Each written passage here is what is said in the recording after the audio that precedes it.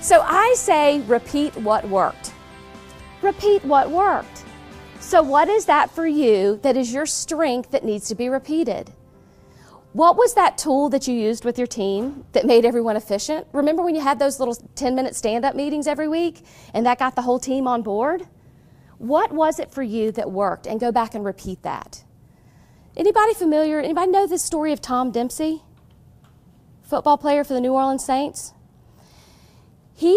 Tom Dempsey held the longest field goal record for over 40 years in the NFL, 63 yards until 2 years ago. Matt Prater just broke his record. I mean, that's unheard of. But here's the unique thing about Tom Dempsey. He had half a foot. He had a club foot. And so when he was little, his parents tried golf, and he wasn't really much of a golfer. And then they tried tennis. They thought maybe he'd be a good tennis player. Wasn't much of a tennis player. Then they even tried basketball. They thought, oh, maybe basketball's the thing. Wasn't a good basketball player. But when Tom Dempsey kicked that football, they found his strength. And they repeated it, and they reinforced it, and they focused on what worked for him until he held a record in the NFL that is just unheard of. So what's your football story? What is that for you that worked?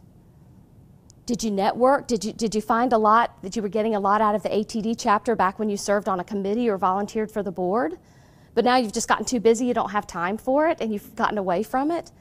Maybe it's time to go back to some of those things that we did early in our career that made a difference and repeat those things that worked. So what is that for you in your life? So how often do we say, I'm going to start doing X? And we forget that there's still only 24 hours in the day, folks. So we have to, if we're going to put something onto our plate, we've got to figure out what we're taking off the plate.